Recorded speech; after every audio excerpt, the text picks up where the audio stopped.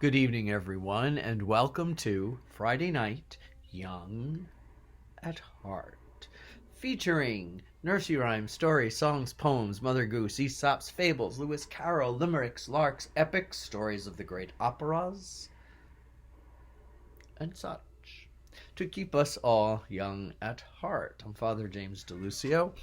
Tonight we are continuing with the saga of Pinocchio, the original by Carlo Carlodi, because most of us were not familiar with the original at all. That is, we Americans. Most Italians could tell it to you, probably by heart. We're on chapter 13, an ominous number, if you're superstitious, which of course we're not because we're people of faith.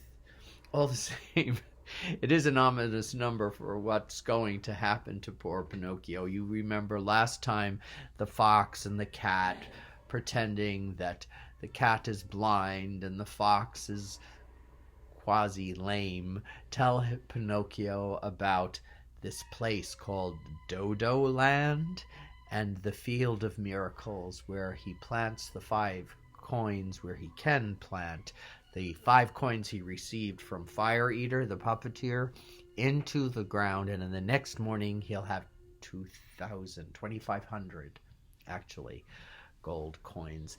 Now it's so sad that the name of the region wasn't a clue for poor Pinocchio. Again, he's never gone to school. Dodo Land, but he falls for it. So in chapter 13, they start walking.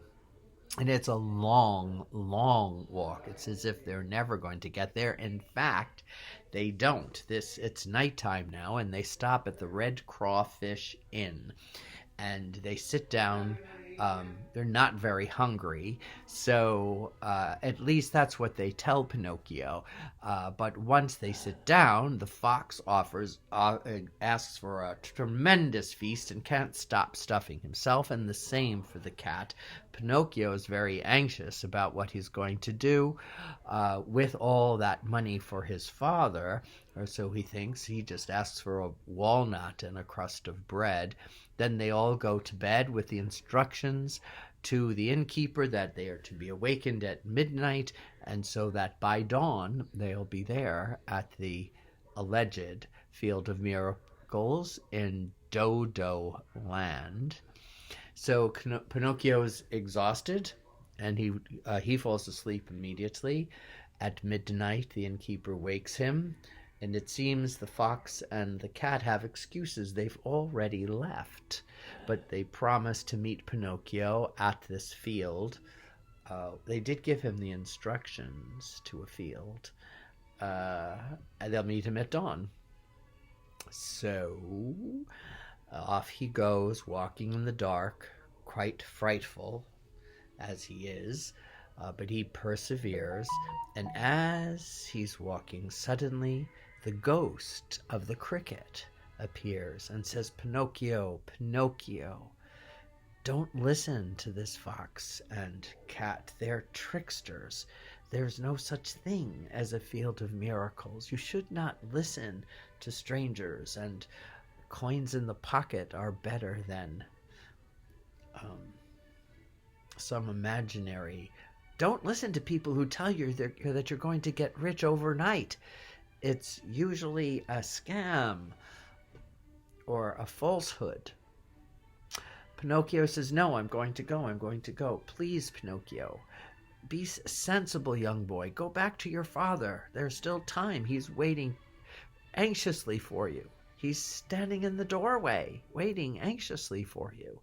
I'm going to do it, says Pinocchio. I want the money for my father.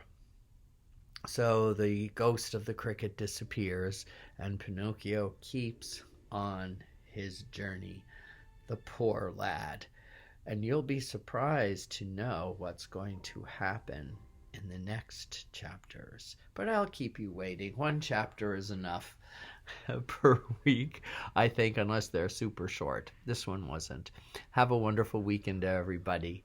And say a prayer for me and my godson Vincent. We're taking him off to college on Sunday. He's starting summer session for the first time at University of Central Florida.